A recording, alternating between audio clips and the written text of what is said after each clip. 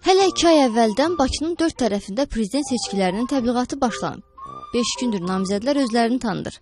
Tanıdım nədən başlanıb və necə gedir sualına cavab tapmaq üçün nə eləyək? Gəlin təbliğat mənbəyinə, namizədlərin seçki qərargahlarına birgə göz gəzdirək.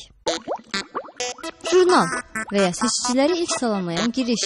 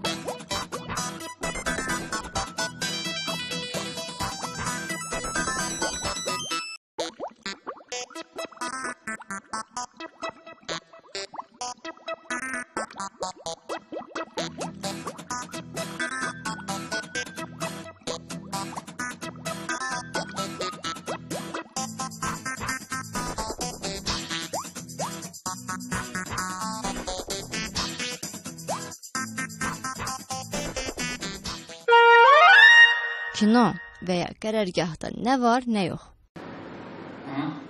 Zahid Orucun seçki qərargahı. Bukletlərin müəyyən hissəsi demək olar ki, bu çap mərhələsindədir, yəni o çap olunur. İqbal Ağazadənin seçki qərargahı. Onun komandası evlərə zəng və mesaj xidmətindən yararlanır. İlyas İsmayılovun komandasına daha 2 partiya qoşulub, İslam və Yaşıllar. Səhər tezdə gedəcəm, axşam da qayıtır. Sənədlərin hamısını düzəldib vermişik. Hafiz Hacıyev vaxt darlığından şikayətçidir və təbliğata bu zaman çərçivəsində yenilik gətirməyi absurd sayır.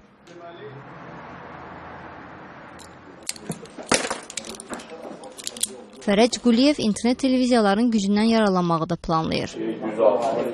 106.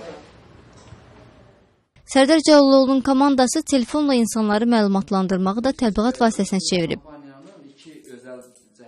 Yəni sizin verdiyiniz materialın Razmir Araz Əlizadənin seçki qərargahı. Belə bukletlər hazırlamışıq, paylamaq üçün. Bunlar çəkə bilərsiniz. Rayonlara göndərilib orada nə? Qüdrət Həsənquliyevin komandası reklam rolikinin hazırlanmasında planlayır.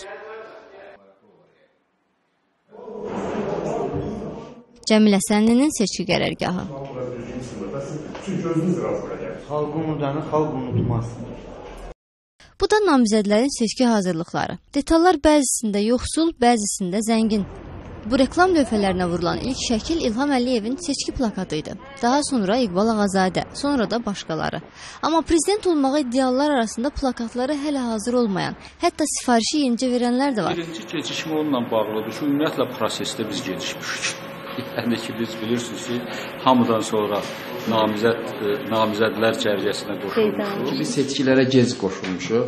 Bizim deməli namizəd qeydiyyatdan keçəndə artıq namizədlərin böyük bir hissəsi qeydiyyatdan keçmişdi. Onlar bütün işlərini planlaşdırmışlar. Hələ biz bilmirdik ki, bizi qeydiyyata alacaqlar yoxsa. Bizə kömək eləmək istəyən, arzusunda olan insanlar çoxdur. Amma sadəcə o insanlar qorxurlar. İnsanların kim əgər bizim hesabımıza pul köçürsə gedib onu gecə tutacaqlar. Seçkiyə gedən namizədin sandığında nələr olmalıdır? Seçki şüarı, seçki simvolu, seçki rəmzi və digər təbliğat vasitələri. Seçki qərargahlarına baş çəkdikdə məlum oldu ki, hər bir namizədin seçki şüarı, seçki simvolu var. Təbliğat vasitələri də göz qabağında.